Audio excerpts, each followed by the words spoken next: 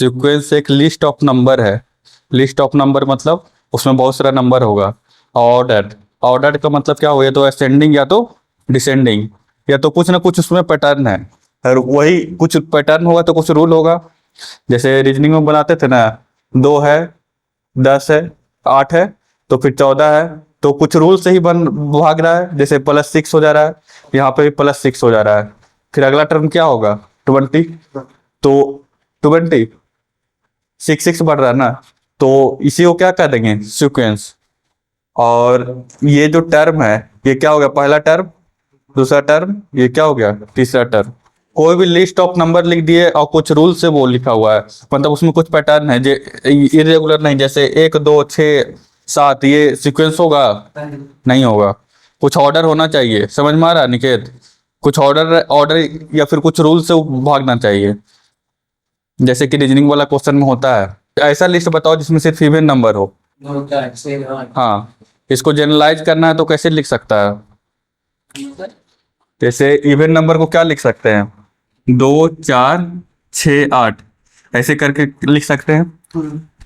तो इस ये क्या हो गया, सीक्वेंस हो गया, क्योंकि एक पैटर्न से आगे जा रहा है।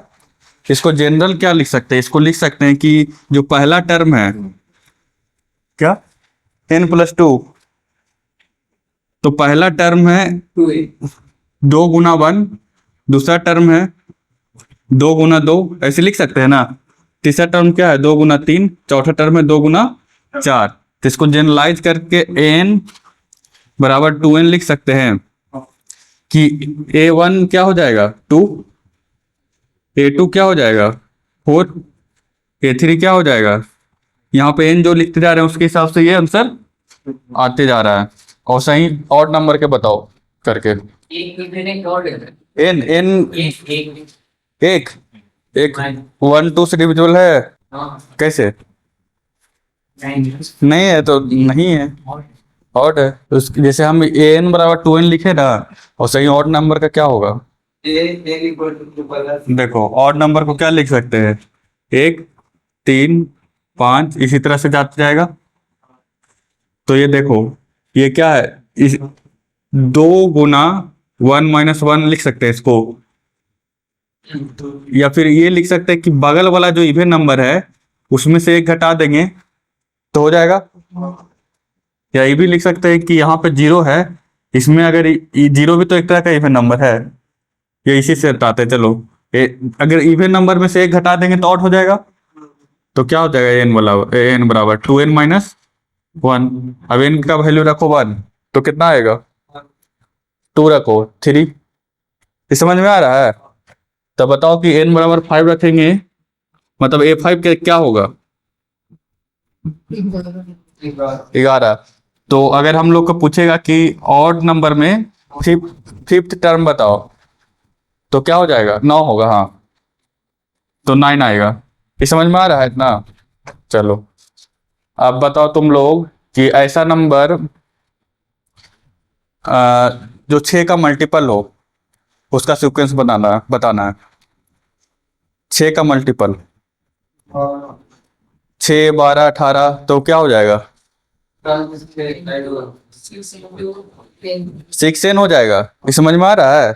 6 का मल्टीपल होगा मतलब 6 12 18, इस तरह से एक पैटर्न बन रहा है ना यहाँ पे कि सबके बीच में डिफरेंस है कुछ 6 का, तो क्या हो जाएगा, 6n। ये समझ में आ रहा है? n बराबर कुछ भी रखो, 6 का टेबल आ जाएगा ना। अब इसमें कुछ क्वेश्चन दिया वो बना लेते हैं। चलो इसका क्वेश्चन है,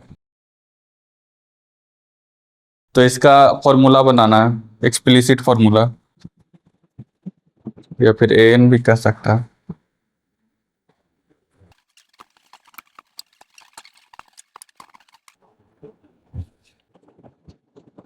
What is momentum?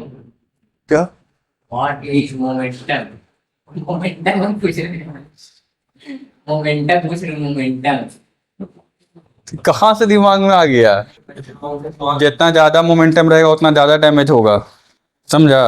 Come momentum है तो कम, जैसे कि एक छोटा सा पत्थर से भी दुनिया खत्म हो सकता है अगर बहुत स्पीड से फेंका जाए तो, काहे कि उसका मास इंटू वेलोसिटी बहुत ज्यादा हो जाएगा। एस्ट्रॉइड देखता है, ज्यादा बड़ा पत्थर होता है लेकिन कितना ज्यादा डिस्ट्रक्शन करता है, क्या कि उसका मोमेंटम बहुत ज़्यादा है। इसको समझो ना, जैसे वो लिख लिया, और तुम क्या करो ना, जब भी दिमाग में आए मोमेंटम लिख लिया, जैसे ही क्लास खत्म हुआ पूछो, समझा ना, तो अभी तुम इसको बारे में सोचना चाहिए ना। तो जब इसका क्वेश्चन आएगा तो फिर ये नहीं बता पाएगा। हम तो ये चीज़ तुमको बताए हैं कि दिमाग में आएगा उसको लिख लेना है, और उसके बाद पूछो आराम से। अगर एक तरीका से और बना सकता है, जब भी दो के बीच में अगर सेम डिफरेंस है तो लीनियर इक्वेशन के इक्वेशन में भी डाल सकता है। By equal to a x plus क्या होता है, a x plus b y plus c बराबर 0 होता है ना ये। तो यहाँ पे भी इसको यूज भी कर सकता है, ये बताए थे याद है पोलिनोमियल में, जिसमें उसमें भी जनरलाइजेशन करना था पोलिनोमियल में कि डिफरेंस दो के बीच में सेम है। अच्छा बनाओ ना, जितना आता है। बन गया। A1 के लिए फॉर्मूला लागू होगा नहीं, A1 से ज़्यादा मतलब A2 के लिए फॉर्मूला होगा, तो A5 बताना है। हाँ पहला बन गया होगा। सही है। चलो हिंट देते हैं इसमें। देखो क्या हो रहा है, एक एक बढ़ जा रहा है, ऊपर बढ़ रहा है ना, इधर भी एक एक बढ़ जा रहा है। वही फॉर्मूला, जैसे 6n लिख दिया ना, 2n-1, तो इसको फ्रैक्शन में हो जाएगा। चलो पहला बता ही देते हैं। देखो an बराबर क्या हो जाएगा, ऊपर एक एक बढ़ रहा है, अगर n इजिकल टू 1 रखते हैं तो क्या आ रहा है 1, ठीक। n इजिकल टू 2 रखते हैं तो 2, मतलब जो n का वैल्यू है वही आ जा रहा है, तो ऊपर क्या हो जाएगा n। इसमें n में अगर एक ऐड हो जाएगा तो नीचे वाला वैल्यू आ जाएगा, तो n+1 नीचे लिख दी। अब n के जगह 1 2 3 लिखो, सब आ जाएगा। बोलो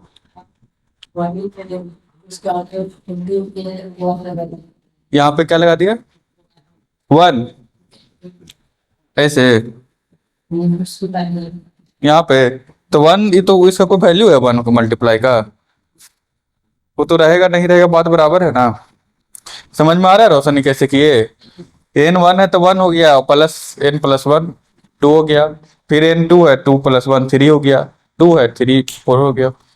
देखो इसका एक और तरीका, अगर किसी को नहीं दिख रहा है कि क्या होगा, ठीक, तो क्या है यहाँ पे 1 2 ऊपर में 1 2 3 4 है, ऊपर का पैटर्न क्या हो जाएगा नहीं पता चल रहा है। मान लो ऐसे तो पता चल रहा है कि n हो जाएगा, n बराबर नहीं पता चल रहा है, तो यहाँ पे क्या होता है n दो चीज होता है, एक n होता है, n इजिकल टू 1 रखते हैं तो n निकलता है, इसी तरह का चीज होता है ना। तो n क्या है यहाँ पे, अगर इससे कंपेरिजन करें, x रख रहे हैं कुछ तो y आ रहा है, x क्या है n है, और y क्या है an है, ये समझ में आ रहा है। an क्या है नंबर, वो टर्म, और ये कितना पोजीशन पे आता है वो n है, n क्या है कितना पोजीशन पे आता है वो n है, और वो पोजीशन का वैल्यू क्या है वो क्या है n। तो इसको इस इक्वेशन से कंपेरिजन कर सकते हैं कि x क्या है n है, x कुछ रखेंगे तो y कुछ आएगा, ठीक। और देखेंगे कि दोनों में जब इस तरह से बन रहा है तो डिफरेंस सेम है, डिफरेंस सेम है, कितना का डिफरेंस है 1 का। तो अगर डिफरेंस सेम रहेगा, डिफरेंस क्या रहेगा सेम, तो वो लीनियर इक्वेशन में फिट हो जाएगा। ये कैसे होगा वो बताया था पोलिनोमियल में, जब उसका रिवीजन करेंगे तो देख लेंगे। तो डिफरेंस सेम आ रहा है तो इसमें देखेंगे n इजिकल टू 1, मतलब y इजिकल टू क्या हो जाएगा m+c, x इजिकल टू 1 रख दिए हैं, ठीक, और y का वैल्यू क्या एक पे क्या है 1 है ना, तो यहाँ से क्या आ गया m बराबर 0। अच्छा यहाँ पे c है ना, 0 नहीं आएगा, m+c बराबर क्या आ जाएगा 1, ये फर्स्ट इक्वेशन। अब n इजिकल टू 2 रखेंगे तो n क्या आ जाएगा 2, तो n क्या है x है, और n क्या है y है, तो n 2 रख दिए, m इंटू 2 प्लस c, तो दूसरा इक्वेशन क्या आ जाएगा 2m+c बराबर 2। ये सेकंड इक्वेशन आ गया। इन दोनों को सोल्व करो, m और c का वैल्यू निकालो जल्दी। हाँ तो दोनों को सोल्व करेगा तो क्या आएगा, m का वैल्यू 1 और c का वैल्यू नहीं 1 होगा। देखो -1 रहेगा तो यहाँ पे -1 0, तब ये 1 कैसे आ जाएगा समझ रहा है? गलत तुम किया है कहूँ पे, एम का वैल्यू 1 ही आएगा। तब इसमें रख दो, वाई की जगह क्या है, एन है, एम की जगह क्या है 1, एक्स की जगह क्या है एन, सी की जगह क्या है 0। तो ऊपर में एन क्या आ गया एन। उसी तरह से नीचे के लिए सोल्व करेंगे तो n प्लस 1 आ जाएगा। ये तो आसान था, इसमें दिख जाएगा, लेकिन इसमें दिखेगा उस तरह से, तो उसके लिए ये कर लेना, ये प्रोसेस तो आ जाएगा। अगर डिफरेंस सेम रहेगा तो उसको लीनियर इक्वेशन पे रिप्रेजेंट कर सकते हैं, उसका ग्राफ बन जाएगा। ग्राफ बन जाएगा मतलब लीनियर सीधा। सेकंड क्वेश्चन का आंसर आया किसी का? चलो देखते हैं। एन बराबर क्या दिया हुआ है, एन का मतलब क्या हुआ, nth टर्म, सीक्वेंस का nth टर्म। ये समझ में आ रहा है सोनू? nth टर्म, जैसे कि मान लो 1 2 3 4 5, इसमें बताओ सातवां टर्म क्या होगा सोनू? सातवां टर्म 7 होगा ना? ये समझ में आ रहा है रोशन? तो A7 क्या हो जाएगा 7, तो A7 क्या बताता है, सातवां टर्म। मतलब अगर n यहाँ पे तो nth टर्म, सातवां है तो सातवां टर्म, ठीक। तो nth टर्म क्या है 2a n माइनस 1 प्लस 1। अब यहाँ पे n इजिकल टू 2 रखो, 2 क्यों रखना है? अगर मान लेते हैं a इजिकल टू 5 रख देते हैं, सीधे n की जगह 5 लिख देते हैं, n की जगह 5 लिख दें तो क्या आ जाएगा, a5 बराबर 2a4, जहां जहां n है वहां पे 5 लिख दे रहे हैं, ठीक, प्लस 1। तब हम लोग को कुछ पता चल रहा है इससे? तो यहाँ पे भी 4 का सीधे सीधे नहीं पता चल रहा है। अब a4 निकालना है, तो a4 के लिए क्या लिखेंगे, 2a3 प्लस 1 लिखेंगे ना। a3 के लिए क्या लिखेंगे 2a2 प्लस 1, a2 के लिए क्या लिखेंगे 2a1 प्लस 1। a1 क्या दिया है 2 दिया है, तब उल्टा चलेंगे तो ये कितना हो जाएगा 5, ये कितना हो जाएगा 11, ये कितना हो जाएगा 11 दूनी 22 21, ये कितना हो जाएगा 47।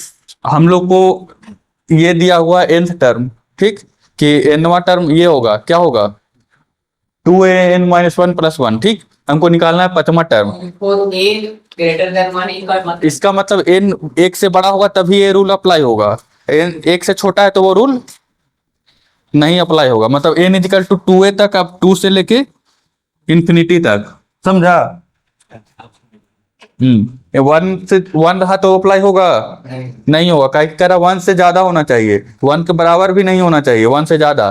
तो हम लोग को क्या निकालना है a5 निकालना है, ठीक। तो a5 रख दिए 5, तो यहाँ पे क्या आ गया a4 आ गया, a4 प्लस 1, a4 पता है, नहीं तो a4 अब निकाल रहे हैं, a4 निकालेंगे तो यहाँ पे a3 लिखा जाएगा। ऐसे यही फॉर्मूला, n इजिकल टू 4 रखो। देखो हमको यहाँ a4 पता है, हाँ नहीं पता है ना, नहीं पता तो a4 निकालने के लिए हम n इजिकल टू 4 रखे, तो n इजिकल टू 4 रखेंगे तो 2a3 हो जाएगा। यहाँ से n इजिकल टू 4 रखे तो 4 में से 1 गया तो 3 प्लस 1। अब a3 भी तो नहीं पता है, पता है, तो a3 निकालने के लिए हम n इजिकल टू क्या रख देंगे 3 निकालना है तो n इजिकल टू 3 रख देंगे, तो यहाँ पे क्या आ जाएगा a2 आ जाएगा। अब 2 निकालना है तो 2 रख देंगे, तो यहाँ पे क्या आ जाएगा 1। तो अब a1 तो पता है हम लोग के, a1 दिया है क्वेश्चन में, तो a1 दिया तो a2 क्या हो जाएगा 2 4 1 5 हो जाएगा ना, a2 5। अब 5 a2 हो गया तब a3 11 हो जाएगा, यहाँ पे 5 रख दो उल्टा। अब a3 आ गया तो a3 यहाँ रख दिए, अब a3 आ गया तो a4 आ जाएगा, a4 आ गया तब a5 आ गया। बनाओ लिखो, अगला बनाओ, फिर अगर वो आ गया तो ये भी आ जाएगा तुम लोग से। अब इसको बुक में देखो इस तरह से बनाया है, वो n इजिकल टू 5 से नहीं गया है, वो कहा है कि डायरेक्ट हम n इजिकल टू 2 से जा रहे हैं। तो a2 बराबर क्या हो जाएगा 2a1 प्लस 1 होगा, तो 2a1 प्लस 1 कितना हो जाएगा 5।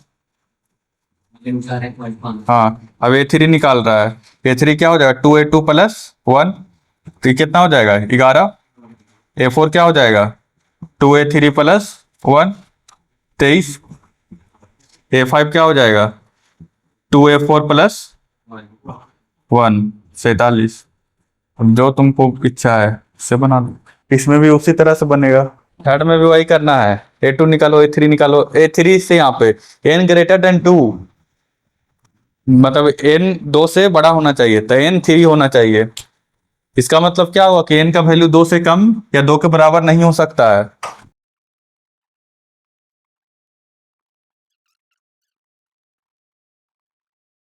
चलो तीसरा का देखते हैं, कितना आया? 5। चलो तो इसमें फिर से वही करते हैं, n ग्रेटर देन 2 है तो A3 निकालते हैं। A3 क्या हो जाएगा? A2 प्लस A1, तो A2 प्लस A1 कितना हो जाएगा? 2। A4 क्या हो जाएगा? A3 प्लस A2, तो ये क्या हो जाएगा? 3। तो A5 क्या हो जाएगा? A4 प्लस A3, तो A4 कितना है? 5। आसान था, समझ में आया रोशन? नहीं आया? देखो खुद करके, नहीं तुमको भी नहीं समझ में आया? देखो n ग्रेटर देन 2 है तो 2 से बड़ा होना चाहिए n, तो 2 से बड़ा n क्या होता है? 3 4 5 3 होता है, तो 3 रखे, तो n 3 रखेंगे तो n माइनस 1 है, तो n 3 माइनस 1 कितना होगा? 2। समझ रहा है निकेत?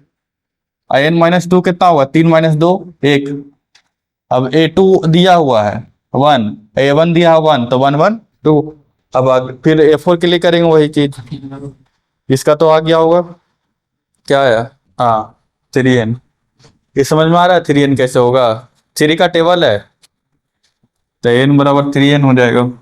n बराबर 1 रखो तो 3, n बराबर 2 रखो तो 6, n बराबर 3 रखो तो 9। फिर ये बना, हाँ तो इसका बना था शुभम, कितना है? इसका सिर्फ n स्क्वायर होगा ना, सिर्फ n स्क्वायर होगा। n बराबर 1 रखो 1 आएगा, n इक्वल टू 2 रखो 4 आएगा, n इक्वल टू 3 रखो 9 आएगा। ये बना। इसको देखेंगे कि 5 हुआ, फिर 9 हुआ, फिर 13 हुआ, मतलब 4 ऐड होते जा रहा है। ठीक, किस में ऐड होते जा रहा है? पिछला टर्म में ना, एक तरह से क्या, n प्लस 4, n प्लस 4 करोगे तो n की जगह 1 रखो तो क्या क्या आ जाएगा? 5। n की जगह 2 रखो, 6 आएगा, पर 2 में 6 है, मतलब गलत है। लीनियर इक्वेशन को कैसे लिखते हैं? y equal to mx plus c. ठीक, तो यहाँ पे an y को किसे रिप्लेस किया? an बराबर mn प्लस सी, n बराबर 1 रख देते हैं। अच्छा ये इक्वेशन काहे यूज किए? क्योंकि दोनों के बीच में जो डिफरेंस आ रहा है वो सेम है, तो n इक्वल टू 1 रखेंगे तो n बराबर क्या है? 5। n इक्वल टू 1 पे n क्या है?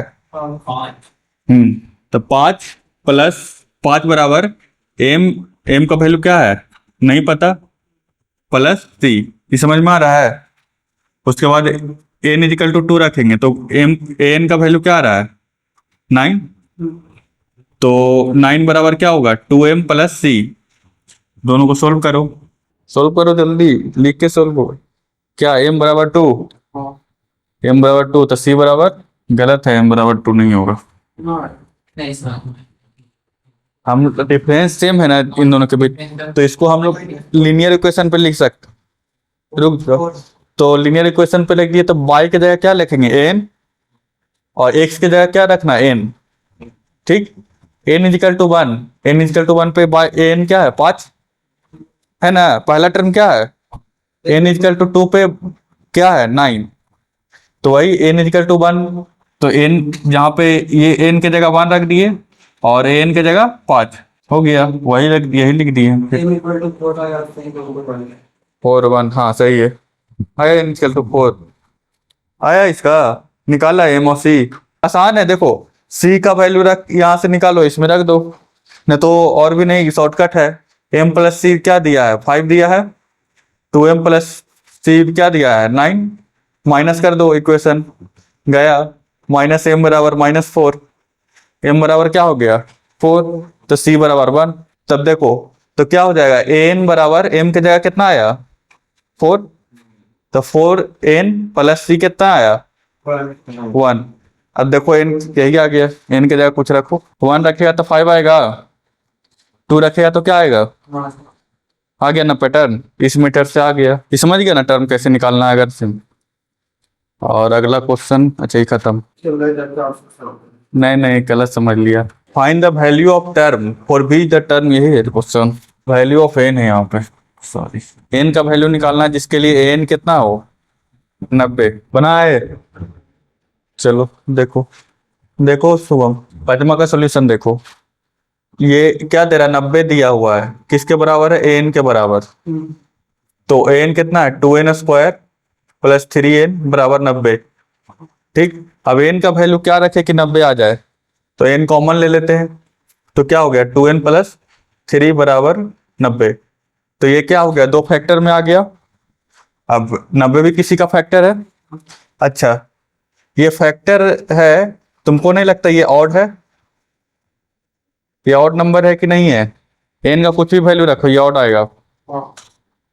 ये समझ में आ रहा है कैसे ऑड है, 2n नंबर क्या होता है, कैसे 2n, n का कोई वैल्यू रखेंगे तो 2 से तो कट ही जाएगा ना, तो 2n क्या हो जाएगा, इवन में प्लस 3 करेंगे तो वो क्या होगा ऑड, 1 पॉइंट नहीं डिजिट में आएगा ना, तो ये ऑड नंबर है, और ये ऑड इवन कुछ भी हो सकता है, पर एक चीज पता है कि एक नंबर है जो ऑड है। ठीक, अब इसका फैक्टर रखो तो क्या हो जाएगा 5 18 और क्या क्या है 90 का फैक्टर 3 × 30 और 15, हाँ 15 6, तो देखो चलो 9 10, तो हम लोग को क्या करना है कि जो भी एक नंबर आएगा उससे जो बड़ा वाला नंबर रहेगा वो ऑड रहेगा। देखो n से तो बड़ा है ये, n से बड़ा है ये, क्या है कि इसमें क्या है उससे दुगना करके 3 ऐड किया हुआ, और n क्या है पॉजिटिव इंटीजर है, तो जो ऑड टर्म है वो बड़ा है, तो इसमें ऑड टर्म बड़ा कौन है, ये तो नहीं है, ये भी नहीं है ऑड टर्म बड़ा, इसमें भी ऑड टर्म ये बड़ा नहीं है, एक ही है ना, तो इसको अब सेट करके देखते हैं कि सेट होता है कि नहीं। तो यहाँ पे 15 क्या है ऑड है, तो ये वाला टर्म क्या होगा 15 होगा ना, और ये हुआ 6, तो n के जगह 6, तो n बराबर 6, तो 2n प्लस 3 क्या हो जाएगा 15 होगा, तो n बराबर क्या हो जाएगा 6। देखा कैसे सोचना है, सबसे पहले हम इसको फैक्टर में चेंज कर दिए, ठीक फैक्टर में चेंज किए कैसे, n कॉमन लेके, न तो फिर वही हो जाए कि ऐसे करते जाओ n = 1 लो, n = 2 लो, n = 3 लो, 4 लो, इस तरह से भी जा सकता है, तो n × 2n प्लस 3 हो गया।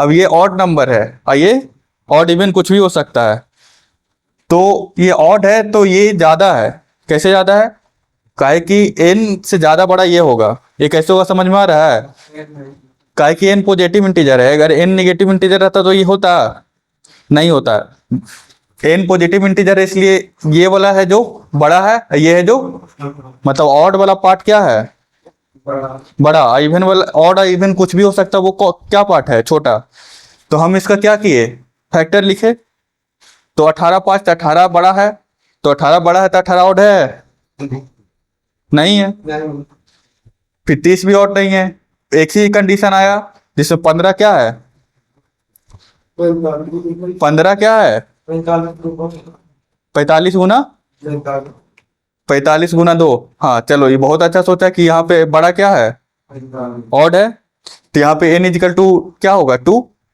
तो 2 रखेगा तो 2n प्लस 3 कितना आएगा, कैसे 7 आएगा, लेकिन आना चाहिए कितना 45 आना चाहिए ना, आया, तो n ये होगा, तो n = 2 नहीं होगा, n = यही होगा, अगर नहीं सोचेगा तो दूसरा मेथड है, वो एक दिन इंटर वाले लिखते जाओ, n = 1 रखेगा तो क्या आएगा 5, n = 2 रखो, n = 3 रखो, n = 6 रखेगा तो आ जाएगा, समझा। अभी तो 6 में आ गया तो फायदा हो गया, समझो n 45 में आता तो क्या होता, समझा 45 तक लिखना पड़ता, इसलिए इस तरह से दिमाग लगाएगा तो शॉर्टकट बनेगा। 6 ने देखो ये नंबर कुछ भी हो सकता है, ऑड इवन दोनों हो सकता है, पर ये तो ऑड ही होगा ना, काहे ऑड होगा, काहे कि two even plus three, even plus three कोई भी नंबर क्या होगा, ऑड, तो इसलिए ऑड होगा। तो बड़ा वाला क्या है, ऑड है, तो बड़ा वाला क्या है 15 है, और छोटा क्या है ऑड इवन, ही कुछ भी हो सकता है। एक चीज और ही सही बोला कि 45 गुना 2 भी रख दो, तो रख के देखो n इक्वल टू 2 रखे तो ये वाला 45 आएगा तब ना होगा, 2 गुना 45 ना 90 होगा, तो वो 45 नहीं आ रहा इसलिए नहीं होगा 2 गुना 45। इसमें बताना है कि पहला में 1 है, फिर 3 है, फिर 5 है, इस तरह से बढ़ रहा है, ठीक। देखो इसमें क्या होते जा रहा है कि नहीं बढ़, सेम बढ़ेगा नहीं, इसमें कुछ अलग हो रहा है, एक एक स्टेप बढ़ते जा रहा है। अगला में क्या होगा, 1 2 3 4, 1 2 3, 1 2 1, देखो नीचे ये बढ़ते जा रहा है।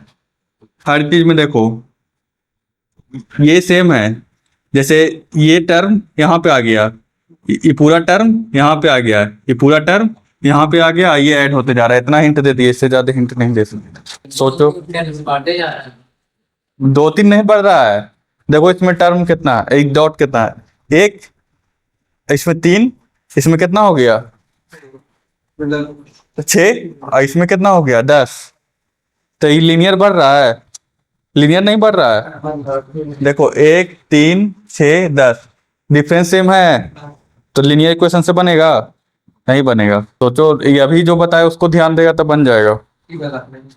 अभी क्या बताए हम कि देखो क्या हो रहा है कि ये है वो इधर आ जा रहा है, और एक नया ऐड हो जा रहा है, ये फिर पूरा यहाँ पे आ जा रहा है ऊपर में, देखो तीनों ऊपर आ गया ना, और एक नया बेस आ गया, ठीक।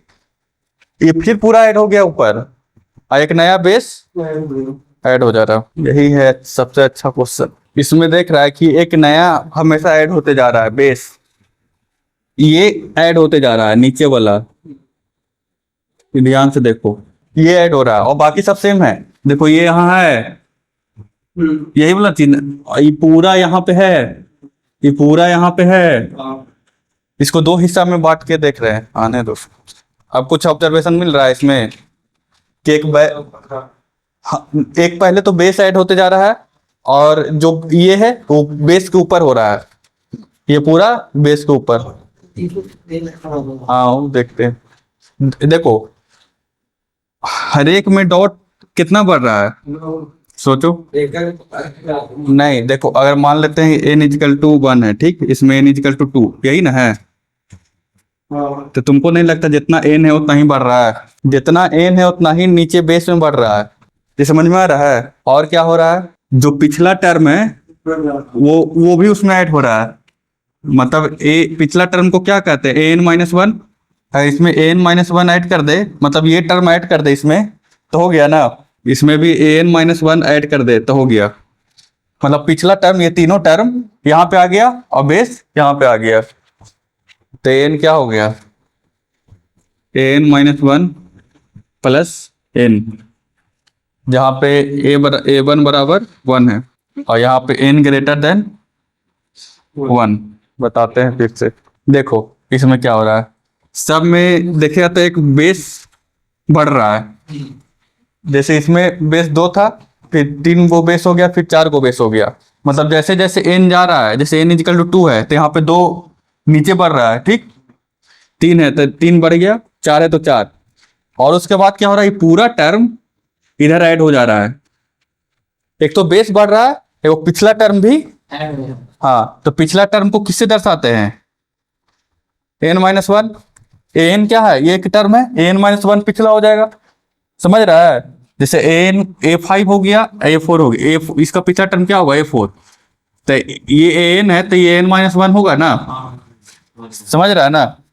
तो पिछला टर्म में अगर बेस ऐड कर दिए तो पूरा टर्म हो गया, निकाल के देखो आप पैटर्न, a2 क्या हो जाएगा, a1 plus 1, a1 plus 2, a1 क्या है 1 प्लस 2 3, a3 क्या हो जाएगा a2 प्लस 3, तो a2 कितना है 3 प्लस 3 6, नहीं an-1 है, पिछला टर्म यहाँ पे पूरा छपा जा रहा है, ये बहुत इंटरेस्टिंग चीज है इसको समझने के लिए, पिछला पूरा टर्म यहाँ पे छपा जा रहा है, प्लस एक वो बेस ऐड हो रहा है और बेस का वैल्यू क्या है n, और पिछला टर्म का वैल्यू क्या है an माइनस 1,